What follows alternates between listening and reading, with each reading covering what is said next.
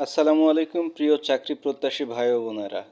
আজকের এই ভিডিওটা শুধুমাত্র নীলফামারী জেলার ভাই বোনদের জন্য। আপনারা দেখতে পাচ্ছেন যে সিভিল সার্জনের কার্যালয় নীলফামারীতে কিন্তু নিয়োগ প্রকাশ করেছে গত 30শে ডিসেম্বর 2025 তারিখ। আজকে 3 দিন হলো নিয়োগটা প্রকাশ করেছে। তো সিভিল সার্জনের কার্যালয় মানেই অনেক বহুল প্রতীক্ষিত একটা চাকরি, আপনারা সবাই জানেন।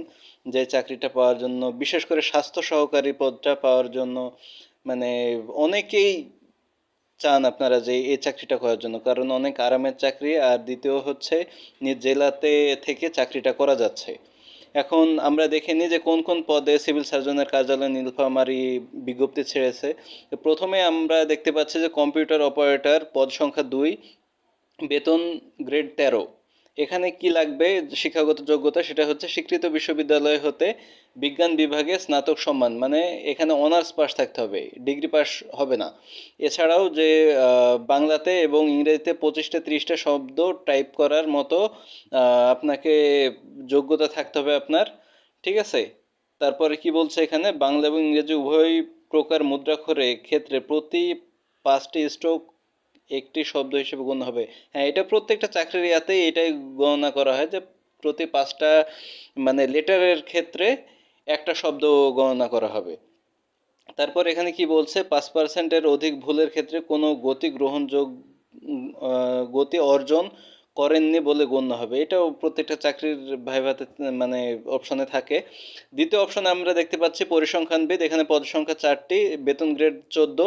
এখানে কি লাগবে, কোনো স্বীকৃত বিশ্ববিদ্যালয় হতে পরিসংখ্যান, গণিত, অর্থনীতি বিষয়ে স্নাতক সমমানের ডিগ্রি থাকতে হবে, আপনারা বুঝতে পারছেন, এবং কম্পিউটার ব্যবহারের দক্ষতা ও অভিজ্ঞতা থাকতে হবে। 3 নম্বরে দেখতে পাচ্ছি আমরা কোল্ড চেইন টেকনিশিয়ান, এখানে পদ সংখ্যা 1টা, ঠিক আছে, গ্রেড হচ্ছে 15। স্বীকৃত বিশ্ববিদ্যালয় হতে রেফ্রিজারেটর বা এয়ার কন্ডিশনিং ট্রেডে উচ্চ মাধ্যমিক সার্টিফিকেট ভোকেশনাল পরীক্ষায় উত্তীর্ণ হতে হবে, যেটা কারিগরি করাই সচরাচর। স্টোর কিপার আছে 4 নম্বরে, এখানে পদ সংখ্যা 2টি, গ্রেড হচ্ছে 16। এখানে যোগ্যতা কেমন, কোনো স্বীকৃত বোর্ড হতে উচ্চ মাধ্যমিক সার্টিফিকেট বা সমমানের পরীক্ষায় উত্তীর্ণ হতে হবে, ইন্টার পাস হলেই হবে আপনাকে। তারপরে হচ্ছে স্টোর কিপার পদবীধারীগণকে সরকারি বিধি অনুযায়ী জামানত প্রদান করতে হবে। এটা ঠিক আছে। এইটাই হচ্ছে মেইন জিনিস। এই 5 নম্বর অপশন আপনারা দেখতে পাচ্ছেন, স্বাস্থ্য সহকারী। এটা 77 জন লোক নিবে এখানে। এটার গ্রেড হচ্ছে 16।